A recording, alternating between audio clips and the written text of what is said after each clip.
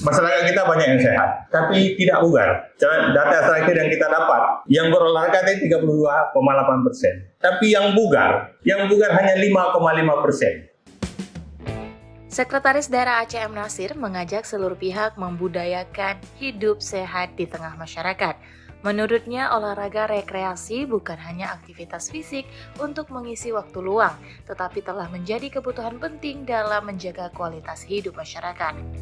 Hal ini disampaikan Sekda Aceh M. Nasir saat melantik pengurus Komite Olahraga Masyarakat Indonesia Kota Langsa periode 2026-2030 di Aula Pendopo Wali Kota Langsa, Minggu 10 Mei 2026. M. Nasir menjelaskan berdasarkan data Kemenkes RI melalui Riskesdas 2023 menunjukkan bahwa hanya 32,8% masyarakat Indonesia yang rutin berolahraga minimal 30 menit setiap hari. Riskesdas 2023 menunjukkan bahwa hanya 32,8% masyarakat Indonesia yang rutin berolahraga minimal 30 menit sehari. Aceh 22%.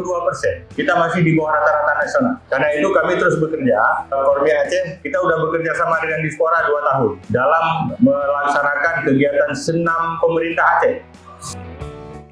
Artinya, masih terdapat sekitar 67,2% masyarakat yang masih menjalani gaya hidup kurang aktif.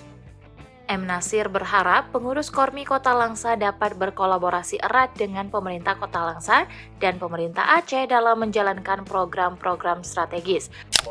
Kota Langsa harus berkolaborasi dengan Kormi Kota Langsa sehingga olahraga akan lebih bagus. Di olahraga prestasi. Jadi semakin tinggi persentase masyarakat yang mau berolahraga secara budaya, maka akan semakin bagus prestasi wilayah.